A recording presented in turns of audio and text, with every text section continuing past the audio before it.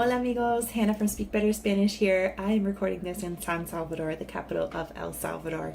Today we're going to be talking about how to make a question in Spanish. So there's three key things that we need in order to differentiate a question from a statement. First thing, inverted question mark. In Spanish, whenever we make a question, we're going to put an inverted question mark at the beginning of that phrase and a regular question mark at the end of that phrase. It's very rare, and it would probably, you might see a sentence that has a question mark only at the end without the inverted question mark at the beginning, but that would be a case of someone being informal in their way of most likely writing. You can't hear the question mark, so it doesn't have a specific way of saying it when we're having a conversation. So if we want to be grammatically correct, we'll put that initial question mark inverted at the beginning and the other question mark at the end.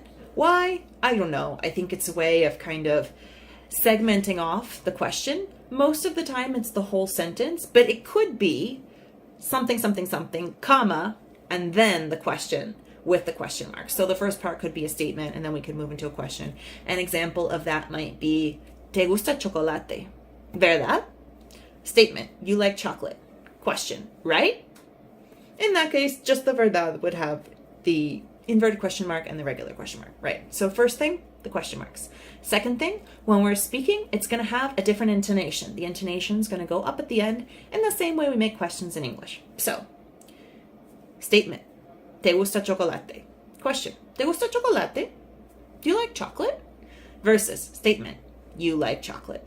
You can hear from the intonation. This is something that we can practice as we're starting to get more comfortable speaking Spanish. It's not necessarily something that comes easily, and I know a lot of times when we're learning to speak a language, we might speak in kind of a monotone way as we first start to get comfortable, but as we start to kind of level up to that next level, we can focus on that intonation for questions, making it go up.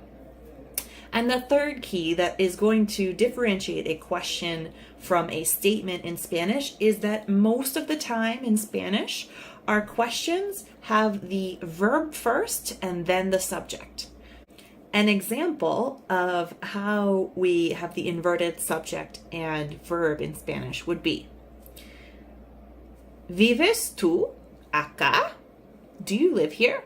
So notice, first, vives, the verb, to live. Second, subject pronoun, tú. Optional, don't have to use it. You could just say vives acá. And acá, a way of saying here. Versus statement. Sí, yo vivo acá, or sí, vivo acá, or just vivo acá. So you'll notice that inversion, and that's going to be consistent most of the time in Spanish when asking questions. There are some questions that we can form that don't have that inversion, but it's not going to be super common. So remember, inverted question mark, intonation when speaking, and inversion of the subject verb order. So statements, we have subject then verb. Questions, we have verb then subject. And sometimes our subject is optional. Drop me an example in the comment section below of a question. Just any question that you could write in Spanish to practice. Thanks guys, see you in the next one. Adios!